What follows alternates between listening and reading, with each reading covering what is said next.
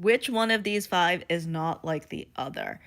Now, I don't work in nonprofit anymore, but I did for a really long time. And I need somebody who works in nonprofit and probably a cultural institution to listen to this story and tell me what you think. So in this picture, we have five people, including him who was just found dead at 40. This is Matthew Christopher Pietras, who was a big donor to the Frick and to the Metropolitan Opera. And he was somebody who could give like $10 million. Like the Frick named a position for him. Michael Christopher Pietras, head of music and performance. Now the Frick is an art museum, so this isn't a senior curator position, but it's still an important position.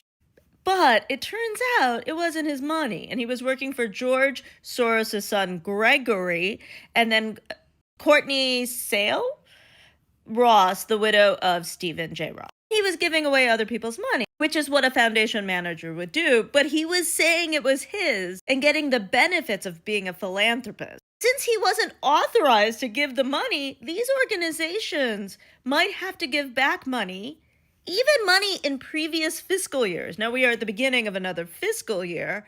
So also, their whole books were based on what he said he was going to give. That is not coming. And given the funding crisis we're in, this is real bad for those institutions. Here is the thing. The story is not surprising to me. I know at least two people who could have done this. This is a classic in cultural institutions.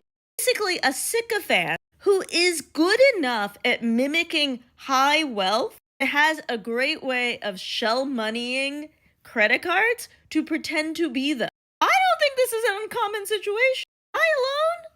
Do you all agree? Oh, by the way, I said he's dead. We don't know what happened, but what we do know is when the Frick realized $10 million of his does not exist, he was soon found dead. There was an open investigation.